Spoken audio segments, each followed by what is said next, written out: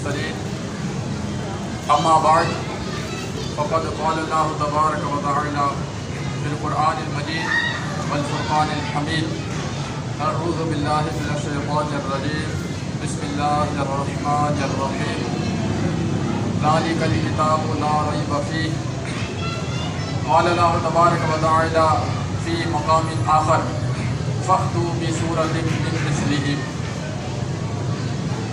صدق الله مولانا العظيم وصدق رسوله النبي الكريم الأمين ونحن على ذلك لمن الشاهدين والشاكرين والحمد لله رب العالمين إن الله وملائكته يصلون على النبي يا أيها الذين آمنوا صلوا عليه وسلموا تسليما درود پاک پڑھ لیجیے. الصلاۃ والسلام علیک یا رسول اللہ، الصلاۃ والسلام علیک یا حبیب اللہ، الصلاۃ والسلام علیک یا نبی اللہ وعلی آلک واصحابک یا خاتم النبیین. نبی پاک صلی اللہ تعالیٰ علیہ وآلہ وسلم پر درود پاک پڑھنے کے بے شمار فضائل و برکات ہیں.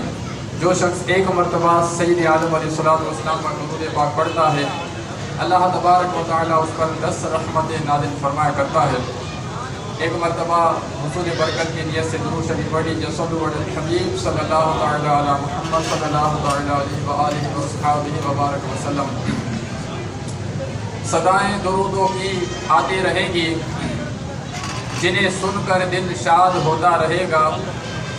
خدا اہل سنت کو آباد رکھے محمد کا میلاد ہوتا رہے گا.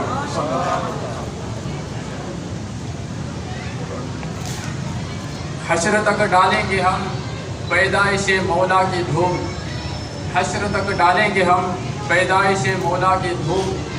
مثل فارس نجد کے قلعے گراتے جائیں گے، خاک ہو جائیں عدو جل کر مگر ہم تو رضا، خاک ہو جائیں عدو جل کر مگر ہم تو رضا. دم میں جب تک دم ہے ذکر ان کا سناتے جائیں گے. آمنہ کے پیارے کا سبز گنبد والے کا، آمنہ کے پیارے کا کالی زلفوں والے کا جشن ہم مناتے ہیں، جلنے والے جلتے ہیں. نبی پاک صلی اللہ تعالیٰ علیہ وآلہ وسلم کی شان و عظمت عرفہ والا ہے. اللہ تبارک و تعالیٰ نے سید عالم علیہ السلام کی ولادت باسعادت ربیع الاول شریف میں رکھی. سید عالم علیہ السلام کی ولادت باسعادت ربیع الاول شریف میں ہونا یہ بھی برکت سے خالی نہیں ہے. اللہ تبارک و تعالیٰ چاہتا تو سید عالم علیہ السلام کی ولادت باسعادت ماہ رمضان مبارک میں رکھ دیتا، لیکن اللہ تبارک و تعالیٰ نے ربیع الاول شریف کو یہ حصہ عطا فرمایا. سید عالم علیہ السلام کی اگر ولادت یہ رمضان میں ہوتی تو لوگ یہ سمجھتے بھائی سرکار کی ولادت کی کوئی برکت نہیں ہے، رمضان تو آلریڈی یہ برکت والا مہینہ ہے. لیکن اللہ پاک نے ربیع الاول شریف کو یہ برکت عطا فرمایا، حصہ عطا فرمایا.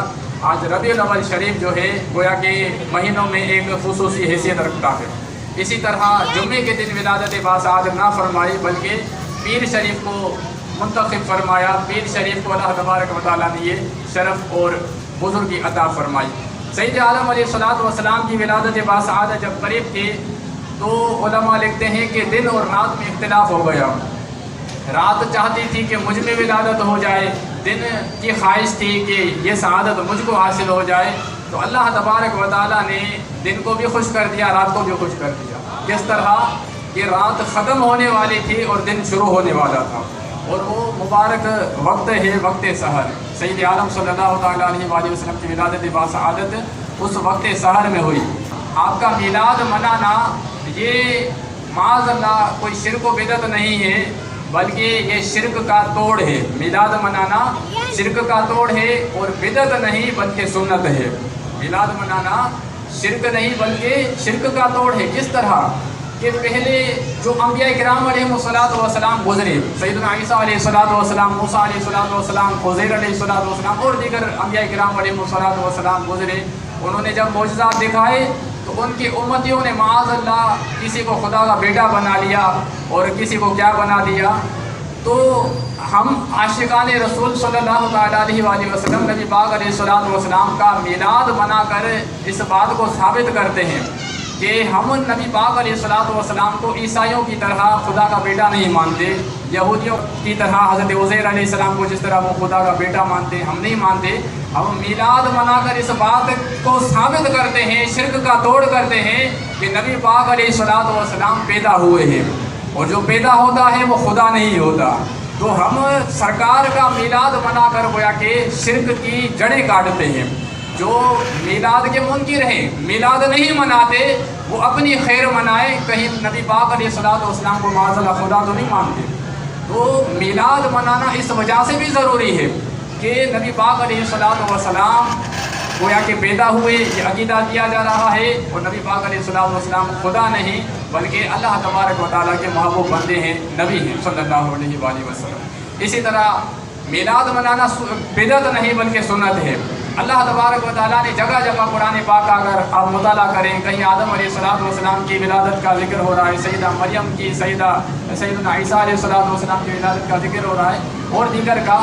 تو یہ میلاد منانا دیگر انبیاء کرام کی میلاد کا ذکر ہے، اسی طرح نبی پاک علیہ السلام کی آمد کا بھی ذکر خیر ہے۔ تو یہ معاذ اللہ کوئی شرک و بدعت نہیں، یہ بدعت نہیں بلکہ اللہ تبارک و تعالیٰ کی سنت کہ اللہ تبارک و تعالیٰ نے قرآن پاک میں جگہ جگہ اپنے محبوب علیہ السلام کی آمد کا ذکر فرمایا۔ کہیں فرمایا کہ قد من اللہ علی المؤمنین اذ بعث فیہم رسولا، اللہ تبارک و تعالیٰ نے مومنوں کی جانوں پر احسان فرمایا کہ اپنا محبوب ان کو عطا فرمایا ہے۔ اسی طرح اللہ تبارک و تعالیٰ نے فرمایا کہ قد جاءکم من اللہ نور و کتاب مبین، دیکھیے بے شک اللہ تبارک و تعالیٰ کی جانب سے تمہارے پاس کتاب مبین آئی اور نور آیا۔ کتاب مبین تو واضح ہے کہ اس سے مراد قرآن پاک ہے، اور نور سے کیا مراد ہے؟ حضرت عبداللہ بن عباس جو سید المفسرین فرماتے ہیں اس نور سے مراد نبی پاک علیہ السلام کی ذات گرامی ہے۔ تو بہرحال اور بھی جگہ جگہ اللہ تبارک و تعالیٰ نے سید عالم علیہ السلام کی میلاد کا ذکر فرمایا۔ تو یہ میلاد کیا ہے؟ اللہ تبارک و تعالیٰ کی سنت ہے، اور اسی طرح فرشتوں کی سنت ہے۔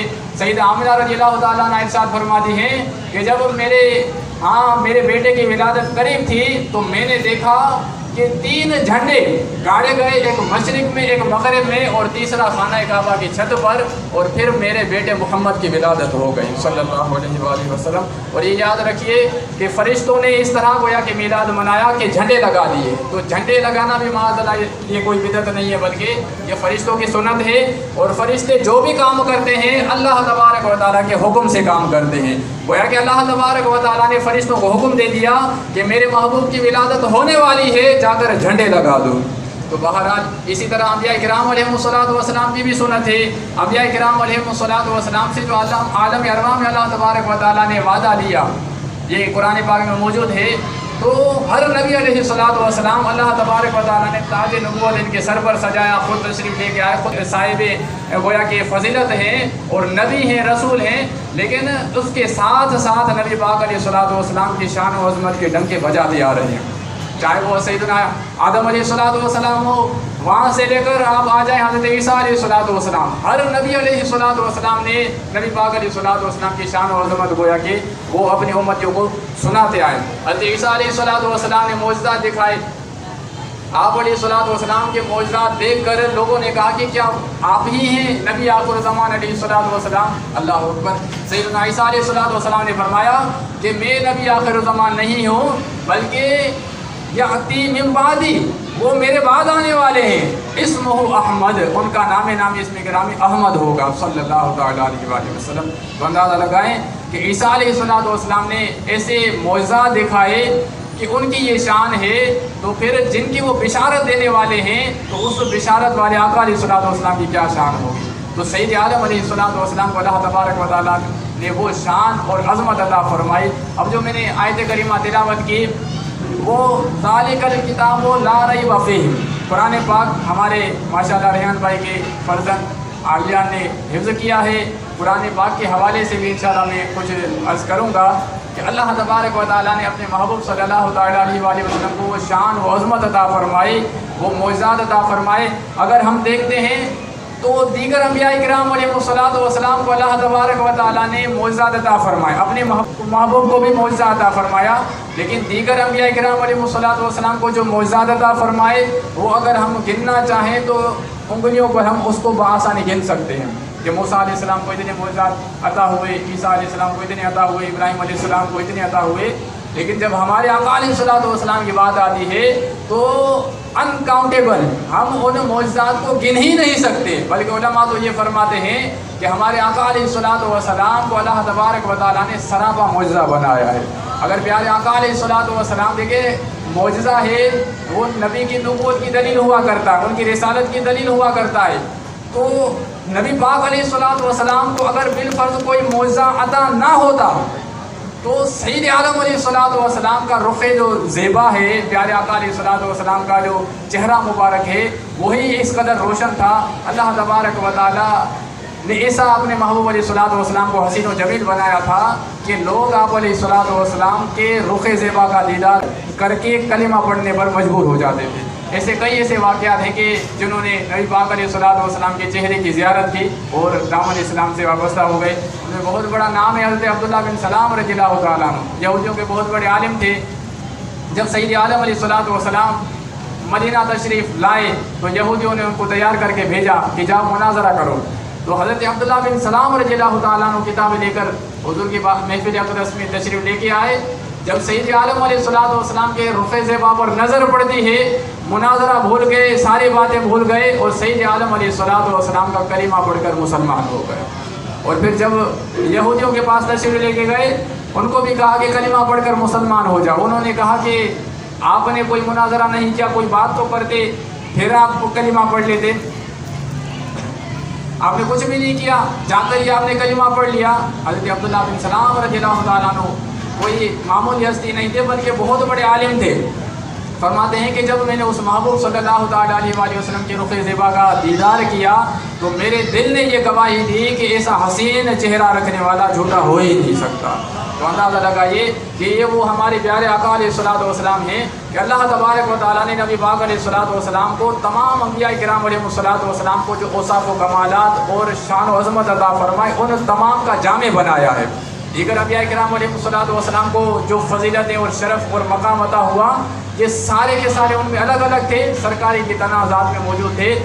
ایک شاعر فارسی کا کہتا ہے کہ حسن یوسف دم عیسیٰ ید بیداداری، حسن یوسف دم عیسیٰ ید بیداداری، آنچ خوبہ ہما دارت تو تنہا داری۔ فرماتے ہیں یا رسول اللہ صلی اللہ علیہ وسلم، دیگر انبیاء کرام علیہ السلام کو جو معجزات عطا ہوئے سب کو الگ الگ عطا ہوئے، لیکن یہ سارے جمع ہو کر آپ کی تنہا ذات میں اللہ تبارک و تعالیٰ نے یکجا فرما دیے، اور اس کے ساتھ اللہ تبارک و تعالیٰ نے نبی پاک علیہ السلام کو قرآن پاک جیسا عظیم الشان معجزہ عطا فرمایا، اور اس کے ساتھ ساتھ اللہ تبارک و تعالیٰ نے اپنے محبوب علیہ السلام کو بے پردہ گویا کہ اپنا دیدار عطا فرمایا، جو کہ کسی نبی علیہ السلام کو یہ شرف اور فضیلت عطا نہ ہوئی۔ قرآن پاک کی آیت کریمہ کا حصہ ہے کہ ذالک الکتاب لا ریب فیہ، یہ وہ کتاب ہے قرآن پاک جس میں شک کی گنجائش ہی نہیں، کوئی شبے کی جائے ہی نہیں ہے۔ اللہ تبارک و تعالیٰ نے وہ کتاب اپنے محبوب پر نازل فرمائی۔ آج دنیا کا جو بھی رائٹر ہے، آتھر ہے، کتاب لکھتا ہے تو کتاب کے شروع یا آخر میں لکھ دیتا ہے کہ بھائی میں نے اپنی محنت پوری کی ہے۔ اب اگر کتاب پڑھنے والے کو کہیں کسی جگہ غلطی نظر آ جائے تو یہ ہمارا نمبر ہے، اس پر ہمیں مطلع کر دینا۔ اللہ اکبر، یہ اس طرح لکھا جاتا ہے، لیکن اللہ تبارک و تعالیٰ نے جب قرآن پاک کو نازل فرمایا تو اس کے شروع میں ہی اللہ تبارک و تعالیٰ نے دعویٰ فرمایا ہے کہ ذالک الکتاب لا ریب فیہ، کہ یہ وہ عظیم الشان کتاب ہم اپنے محبوب کو عطا فرما رہے ہیں کہ اس میں شک کی گنجائش ہی نہیں ہے۔ تو اندازہ لگائیے وہ کتاب قرآن پاک نبی پاک علیہ السلام کو اللہ تبارک و تعالیٰ نے عطا فرمائی۔ اور دیکھیں جو بھی انبیاء کرام علیہ السلام دنیا میں تشریف لے کے آئے تو اللہ تبارک و تعالیٰ نے اس وقت کی ضرورت کے اعتبار سے اپنے انبیاء کو معجزات عطا فرمائے۔ اب حضرت موسیٰ علیہ السلام کا دور اقدس دیکھیے کہ اس وقت جادو جو تھا وہ بڑا عروج پر تھا، لوگ بڑے بڑے جادوگر ہوا کرتے تھے اور اس فن کے بہت ماہر ہوا کرتے تھے۔ تو فرعون نے بھی معاذ اللہ موسیٰ علیہ السلام کو جادوگر سمجھا اور جادوگروں کو بلایا، کہا کہ ان کے ساتھ تم مقابلہ کرو۔ تو موسیٰ علیہ السلام تشریف لے کے آئے۔ جادوگروں نے کہا کہ حضور آپ پہلے اپنا کرتب دکھاتے ہیں یا ہم دکھائیں؟ وہ تو معاذ اللہ جادوگر سمجھ رہے تھے موسیٰ علیہ السلام کو۔ تو موسیٰ علیہ السلام نے فرمایا کہ پہلے تم کرو۔ تو انہوں نے اپنی رسے لاٹھیاں وغیرہ نیچے پھینکی تو وہ سانپ بن گئے۔ اب حضرت موسیٰ علیہ السلام نے اپنا عصا پھینکا تو بہت بڑا اجزا بن گیا۔ یہ اس طرح کے معجزہ تو علماء فرماتے ہیں کہ جن جادوگروں نے موسیٰ علیہ السلام کو عرض کیا کہ حضور پہلے آپ کرتے ہیں یا پہلے ہم کریں، پہلے ہم اپنا کرتب دکھائیں، تو اجازت چاہیے، نبی کا ادب کیا، تو اس ادب کرنے کی وجہ سے اللہ تبارک و تعالیٰ نے ان جادوگروں کو دولت اسلام عطا کر دی۔ تو یہ کیا تھا، وہ سارے جادوگر، آپ قرآن پاک کا مطالعہ کریں، وہ جادوگر سارے کے سارے حضرت موسیٰ علیہ السلام کا کلمہ پڑھ کر مسلمان ہو گئے۔ تو پتہ کیا چلا کہ اگر نبی علیہ السلام کا ادب کوئی غیر مسلم کرے، کافر کرے، تو اللہ تبارک و تعالیٰ دولت اسلام عطا فرما دیتا ہے، اور اگر کوئی کلمہ پڑھ کر کسی نبی علیہ السلام کی بے ادبی کرے تو گویا کہ وہ دائرہ اسلام سے نکل جاتا ہے۔ تو انبیاء کرام علیہ السلام کا ادب کرنا یہ بہت بڑی بات ہے۔ تو بہرحال حضرت موسیٰ علیہ السلام کے دور کے مطابق اللہ تبارک و تعالیٰ نے موسیٰ علیہ السلام کو معجزہ عطا فرمایا، اور اسی طرح عیسیٰ علیہ السلام کا جب دور اقدس آتا ہے تو اس وقت طب اور حکمت بہت عروج پر تھا، بڑے بڑے حکماء اور اطباء ہوا کرتے تھے، یہ اپنے فن سے گویا کہ لوگوں کو یہ شفا دے دیا کرتے تھے اور صحیح کر دیا کرتے تھے۔ اللہ تبارک و تعالیٰ نے ان کے مقابلے میں اپنے پیارے نبی حضرت عیسیٰ علیہ السلام کو ایسے معجزات عطا فرمائے کہ وہ ان کے بس کی بات ہی نہیں تھی۔ قرآن پاک کا مطالعہ کریں، حضرت عیسیٰ علیہ السلام فرماتے ہیں کہ تم جو گھر میں کھا کر آتے ہو، جو کچھ چھپا کر رکھتے ہو، میں تمہیں بتا سکتا ہوں، I can tell you کہ تم کیا کھا کر آئے ہو، کیا چھپا کر آئے ہو۔ اسی طرح عیسیٰ علیہ السلام آپ فرماتے ہیں، اپنے معجزات کا ذکر فرماتے ہیں، مزید فرماتے ہیں کہ وَأُبْرِئُ الْأَكْمَحَ وَالْأَبْرَصَ وَأُحْيِي الْمَوْتَى بِإِذْنِ اللَّهِ، فرماتے ہیں کہ میں مادر ذات اندھوں کو شفا دیا کرتا ہوں، اور میں کوڑھیوں کو شفا عطا کرتا ہوں، وَأُحْيِي الْمَوْتَى بِإِذْنِ اللَّهِ، اور اللہ کی عطا سے، اللہ کے اذن سے مردوں کو زندہ کیا کرتا ہوں۔ اب یہ ایسے معجزات عیسیٰ علیہ السلام کے تھے جو اس وقت کے حکماء اور اطباء تھے وہ ان کے بس کے بات ہی نہیں تھی، ان کی گویا کہ یہ بس کی بات نہیں تھی۔ عیسیٰ علیہ السلام کے سامنے وہ عاجز آ گئے، اور نبی پاک علیہ السلام کا جب دور اقدس آیا تو سید عالم صلی اللہ تعالیٰ علیہ وآلہ وسلم کے دور اقدس میں کیا چیز مشہور تھی؟ وہ فصاحت اور بلاغت مشہور تھی، فصاحت اور بلاغت۔ بڑے بڑے لوگ گویا کہ اپنے اس فن میں ماہر ہوا کرتے تھے، عربوں کو گویا کہ اپنے فن پر بہت ناز تھا، بڑے فصیح اور بلیغ ہوا کرتے تھے، تو ان کو اپنے فن پر بڑا ناز تھا۔ تو اللہ تبارک و تعالیٰ نے ان کے دور کے حساب سے اپنے محبوب صلی اللہ تعالیٰ علیہ وآلہ وسلم کو ایسی فصاحت عطا فرمائی، ایسی بلاغت عطا فرمائی، اور قرآن پاک جیسا ایسا عظیم و شان معجزہ عطا فرمایا کہ اللہ تبارک و تعالیٰ نے گویا کہ قرآن پاک میں فرمایا کہ فَأْتُوا بِسُورَةٍ مِّن مِّثْلِهِ، کہ اگر تم لوگ اس طرح یعنی اپنے فن پر ناز کرتے ہو تو قرآن پاک کی ایسی صورت کوئی بنا کر دکھاؤ، ایک صورت ہی لے کے آؤ، ایک آیت ہی لے کے آؤ۔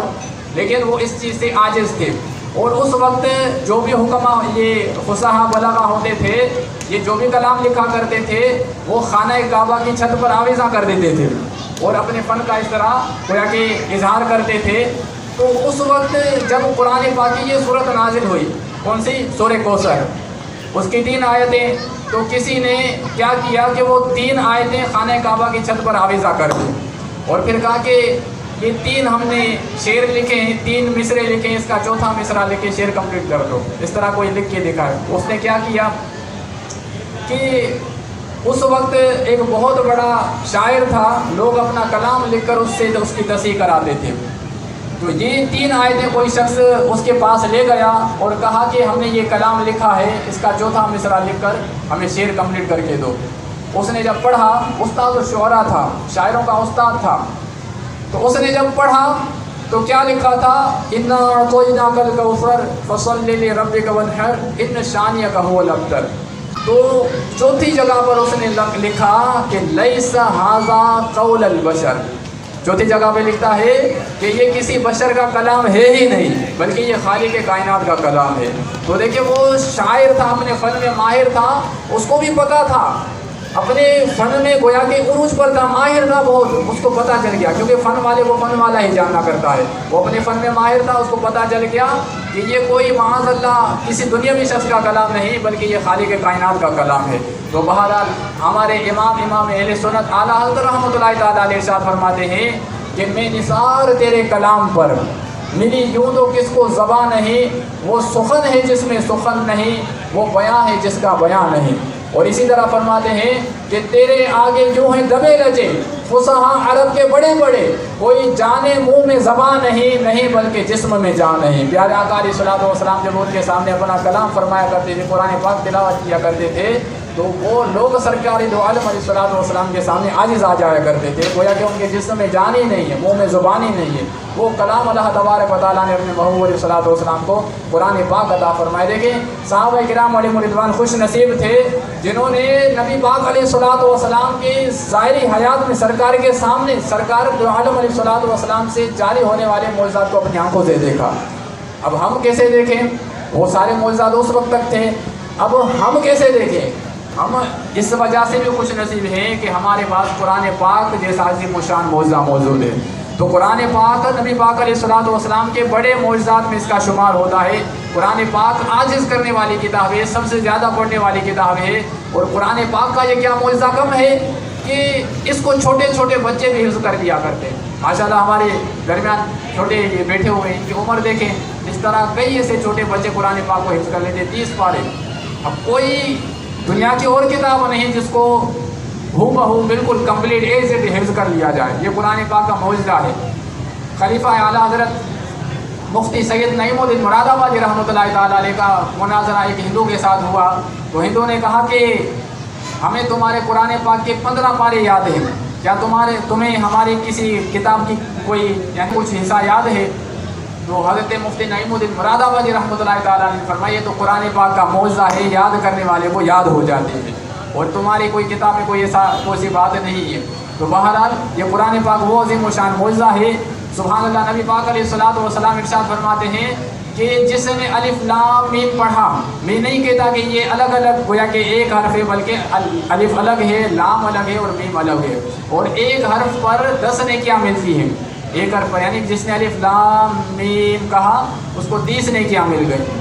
اور علماء نے یہاں تک لکھا کہ الف ہے تو الف میں 3 حروف ہیں، الف لام فا، تو اس میں 30 نیکیاں مل گئی۔ اسی طرح لام ہے اس میں بھی 3 حروف ہیں، میم ہے اس میں بھی 3 حروف ہیں، گویا کہ یہ ٹوٹل 90 نیکیاں مل گئی، یعنی جس نے صرف الف لام میم کہا اس کو 90 نیکیاں مل گئی۔ قرآن پاک ایسی کتاب ہے کہ اس کو یاد کیا جائے، اس کو پڑھا جائے، اس کی تعلیم کو عام کیا جائے۔ الحمدللہ دعوت اسلامی کا یہی مشن ہے، وہ کہتی ہے کہ یہی ہے آرزو کہ تعلیم قرآن عام ہو جائے، ہر ایک پرچم سے اونچا پرچم اسلام ہو جائے۔ میں قرآن پاک کے حوالے سے عرض کروں کہ حضرت خواجہ بختیار کاکی رحمۃ اللہ تعالیٰ علیہ وہ بزرگ ہیں کہ جب ان کی بسم اللہ خوانی تھی تو ان کو جو قاری صاحب پڑھانے آئے تو آپ رحمۃ اللہ تعالیٰ علیہ نے قرآن پاک کے 15 پارے حفظ سنا دیے، یاد سنا دیے، چھوٹی سی عمر میں، 4 سال کے قریب آپ کی عمر تھی۔ اور وجہ جب پوچھی گئی تو بتایا کہ میں جب اپنے ماں کے پیٹ میں تھا تو میری والدہ ان پاروں کی تلاوت کیا کرتی تھی، تو میں نے پیٹ میں ہی ان پاروں کو یاد کر لیا، حفظ کر لیا۔ آخر میں ایک حکایت عرض کرتا ہوں، بڑی ایمان افروز حکایت ہے، وہ آپ غور سے سنیے۔ حضرت ابو علی شاہ قلندر پانی پتی رحمۃ اللہ تعالیٰ علیہ، آپ علیہ رحمہ کی ولادت باسعادت جب ہوئی، غور سے سنیں گے تو سمجھ میں آئے گی بات کہ قرآن پاک کی کتنی تاثیر ہے، قرآن پاک کی تاثیر کیسی ہے۔ جب اپنی والدہ کے پیٹ میں تھے تو آپ کے والد کو گویا کہ اولاد نہیں ہو رہی تھی، بزرگ سے دعا کرائی، اولاد گویا کہ حمل والدہ کو ان کی زوجہ کو ٹھہر گیا، اور بچے کی ولادت جب ہو گئی تو بچہ پیدا ہونے کے ساتھ رونے لگا۔ غور سے سنیے گا، بچہ پیدا ہونے کے ساتھ رونے لگا۔ تو وہ بچہ کون تھے؟ وہ حضرت ابو علی شاہ قلندر پانی پتی رحمۃ اللہ تعالیٰ علیہ تھے، خود بھی ولی تھے، والد بھی ولی ہیں، اور جس ولی بزرگ نے دعا کرے وہ بھی ولی کامل تھے۔ تو رونے لگے، بڑے پریشان ہوئے کہ بچہ پیدا تو ہوا ہے، اللہ پاک کی بڑی نعمت ہے، لیکن یہ چپ ہی نہیں کرتا، روتا جا رہا ہے۔ تو دل میں خیال آیا کہ جس بزرگ نے دعا دی تھی جا کر ان سے مسئلہ حل کرواؤں۔ تو ان بزرگ علیہ رحمہ کے پاس اپنے شہزادے کو لے کر گئے کہ حضور آپ کی دعا سے بیٹا تو ہو گیا، پیدا ہوا ہے، چپ ہی نہیں کر رہا، کیا وجہ ہے؟ تو ان بزرگ رحمۃ اللہ تعالیٰ علیہ نے کچھ بچے کے سیدھے کان میں پڑھا اور کچھ جو ہے الٹے کان میں پڑھا، بچہ خاموش ہو گیا۔ فوراً خاموش ہو گیا۔ آپ رحمۃ اللہ تعالیٰ علیہ کے والد نے پوچھا کہ حضرت یہ کیا آپ نے کیا کیا، مجھے بتاؤ، گھر لے کے جاؤ، ایسا نہ ہو بچہ پھر رونا شروع کر دے پھر میں یہ طریقہ اختیار کروں۔ تو انہوں نے وجہ یہ بتائی، کہا کہ میں نے بچے کے ایک کان میں قرآن پاک کی چند آیتیں تلاوت کی ہیں اور دوسرے کان میں بھی قرآن پاک کی تلاوت کی ہے، اس وجہ سے بچہ خاموش ہو گیا۔ اس کی وجہ یہ ہے کہ بچہ جب اپنے ماں کے پیٹ میں تھا تو اس کی والدہ قرآن پاک کی تلاوت بکثرت کیا کرتی تھی، بچہ اس کی روحانی لذت پیٹ میں لے رہا تھا، روحانی غذا لے رہا تھا۔ اب بچہ جب پیدا ہو گیا تو اس کی والدہ اس کیفیت میں ہے کہ قرآن پاک پڑھ نہیں سکتی، تو بچے کو جب اس کو روحانی غذا مل نہیں رہی تو اس وجہ سے بچہ رو رہا ہے۔ بچے کو کچھ ملے گا، روحانی غذا ملے گی تو بچہ خاموش ہو جائے گا۔ اس وجہ سے میں نے بچے کے ایک کان میں قرآن پاک کی چند آیتیں پڑھی ہیں اور دوسرے کان میں چند آیتیں پڑھی ہیں، بچہ خاموش ہو گیا، اس کو روحانی غذا مل گئی۔ تو اندازہ لگائیں کہ والدین کا کس قدر اولاد پر اثر پڑتا ہے، کہ والدین اگر نیک ہوں، اگر قرآن پاک کی تلاوت کریں تو اس کا اثر اولاد بھی دیتی ہے۔ تو ہمیں بھی چاہیے کہ ہم خوب قرآن پاک کی تلاوت کریں۔ ہمارے اسلاف کا اگر آپ مطالعہ کریں تو کثرت کے ساتھ یہ قرآن پاک کی تلاوت کیا کرتے تھے۔ امام اعظم ابو حنیفہ علیہ رحمہ، یہ آپ رحمۃ اللہ تعالیٰ علیہ ماہ رمضان میں 61 مرتبہ قرآن پاک آپ ختم فرمایا کرتے تھے، 61 مرتبہ۔ اسی طرح اور بھی بزرگان دین ہیں کہ روزانہ قرآن پاک کی تلاوت کیا کرتے، روزانہ ختم فرمایا کرتے تھے۔ ایک خاندان تھا، اس کے 3 افراد تھے، 2 بھائی تھے، ایک والدہ تھی۔ ان کا معمول کیا تھا کہ روزانہ ان کا معمول یہ تھا کہ ماں جو ہے قرآن پاک کی کتنے پارے ہیں؟ 30 پارے ہیں، 10 پاروں کی تلاوت والدہ کرتی، 10 پاروں کی تلاوت بڑے بھائی کرتے، 10 پاروں کی تلاوت چھوٹے بھائی کرتے۔ روزانہ ایک قرآن پاک کا ختم کیا کرتے تھے۔ اب کیا ہے کہ زندگی ہمیشہ تو نہیں رہتی، موت تو آنی ہے۔ والدہ کا انتقال ہو گیا، اب دونوں بھائیوں نے مشورہ کیا، کہا کہ ہم نے جو یہ سلسلہ قرآن پاک کا چلایا ہوا ہے اس کو روکنا نہیں ہے۔ والدہ بھی تھی تو ہم 10 پاروں کی تلاوت کرتے تھے، اب والدہ جو ہے وہ صاحب مزار ہو گئی، اب ہم کیا کریں گے کہ 15 پاروں کی تلاوت کر کے روزانہ ختم قرآن کریں گے۔ تو اس طرح انہوں نے سلسلہ کیا۔ آگے چل کر بڑے بھائی کا بھی انتقال ہو گیا تو چھوٹے بھائی نے یہ سلسلہ موقوف نہیں کیا بلکہ روزانہ اکیلے ہی قرآن پاک کا ختم کیا کرتے تھے۔ تو اندازہ لگائیں کہ ہمارے اسلاف کس طرح قرآن پاک کی گویا کہ خدمت کرتے تھے، قرآن پاک کی تلاوت کرتے تھے، اور ہمارا دنیا میں آنے کا مقصد ہی یہی ہے کہ وما خلقت الجن والانس الا لیعبدون، کہ ہم نے جنوں اور انسانوں کو صرف اور صرف اپنی عبادت کے لیے پیدا کیا ہے۔ تو ہمیں چاہیے کہ نماز پنجگانہ کی پابندی کریں اور تلاوت قرآن پاک کرتے رہیں، گناہوں سے بچتے رہیں۔ الحمدللہ دعوت اسلامی کا دینی ماحول بھی ہمارے سامنے ہے، اپنی برکتیں لٹا رہا ہے۔ ہمیں چاہیے کہ اس ماحول کے ساتھ ہم وابستہ رہیں اور اپنے گھر میں بھی مدنی چینل چلائیں، اس کو سنیں، اس کو دیکھیں۔ اسی طرح دعوت اسلامی کا جو ہفتہ وار اجتماع ہے اس میں شرکت کریں اور اس کی برکتیں ہم حاصل کریں۔ اللہ تبارک و تعالیٰ کی بارگاہ میں دعا ہے کہ اللہ تبارک و تعالیٰ ہمیں نبی پاک علیہ الصلوۃ والسلام کی سنتوں کا پیکر بنائے، سید عالم صلی اللہ تعالیٰ علیہ وآلہ وسلم کی لائی ہوئی تعلیمات کے مطابق اللہ پاک ہمیں عمل کرنے کی توفیق عطا فرمائے۔ ہمیں چاہیے کہ ہم اپنے بچوں کی اچھی تربیت کریں اور ان کو قرآن پاک کی تعلیم دیں۔ اس کا بہت زیادہ اجر و ثواب ہے کہ جو اپنے بچے کو حفظ کراتا ہے قرآن پاک، تو اللہ تبارک و تعالیٰ جنت میں اس کو گویا کہ درجے عطا فرماتا ہے، اس کو نعمت عطا فرماتا ہے۔ اللہ پاک عمل کی توفیق عطا فرمائے، آمین بجاہ نبی الامین صلی اللہ تعالیٰ علیہ وآلہ وسلم۔